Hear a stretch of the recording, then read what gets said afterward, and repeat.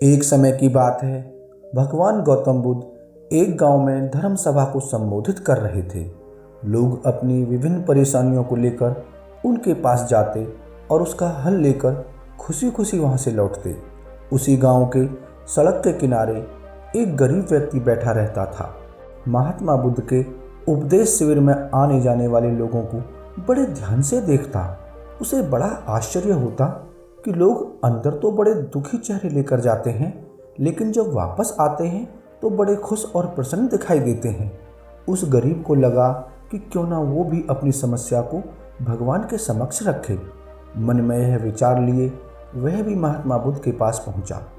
लोग पंक्तिबद्ध खड़े होकर अपनी समस्या को बता रहे थे। जब उसकी बारी आई तो उसने सबसे पहले महात्मा बुद्ध को प्रणाम किया और फिर कहा, भगवान, इस गांव में लगभग सभी लोग खुश और समृद्ध हैं, फिर मैं ही क्यों गरीब हूँ। इस पर उन्होंने मुस्कुराते हुए कहा, तुम गरीब और निर्धन इसलिए हो क्योंकि तुमने आज तक किसी को कुछ दिया ही नहीं। इस पर वह गरीब व्यक्ति बड़ा आश्चर्यचकित हुआ और बोला, भगवान, मेरे पास भला दूसरों को देने के लिए क्या होगा। मेरा तो स्वयं का गुजारा बहुत मुश्किल से हो पाता है। लोगों से भीख मांगकर अपना पेट भरता हूँ।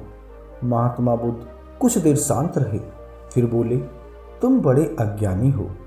औरों के साथ बांटने के लिए ईश्वर ने तुम्हें बहुत कुछ दिया है, मुस्कुराहट दी है जिससे तुम लोगों में आशा का संचार कर सकते हो, मुख दिया है ताकि लोगों से दो मीठे शब्द बोल सको, उनकी प्रशंसा कर सको, दो हाथ दिए हैं, लोगों की मदद कर सकते हो। ईश्वर ने जिसको ये तीन चीज़ें दी हैं वह कभी गरीब और निर्धन हो ही नहीं सकता। निर्धनता का विचार आदमी के मन में होता है, यह तो एक भ्रम है, इसे निकाल दो। कभी भी मन में निर्धनता का भाव उत्पन्न न होने दो, गरीबी अपने आप दूर हो जाएगी। भगवान बुद्ध का संदेश सुनकर उस आदमी का चेहरा चमक उठा और उसने इस उपदेश को अपने जीवन में उतारा, जिससे वह फिर कभी दुखी नहीं हुआ। इस कहानी से हमें यह सीख मिलती है कि हम अपने जीवन में कभी भी निर्धनता का भाव उत्पन्न ना होने दें। तो यह थी गौतम बुद्ध की मॉरल स्टोरी। अगर आपको यह कहानी अच्छी लगी हो तो इसे अपने दोस्तों के साथ ज़रूर शेयर करें और उन्हें भी गौतम बुद्ध के विचारों से अवगत कराएं और उनके जीवन में परिवर्तन लेकर आएं।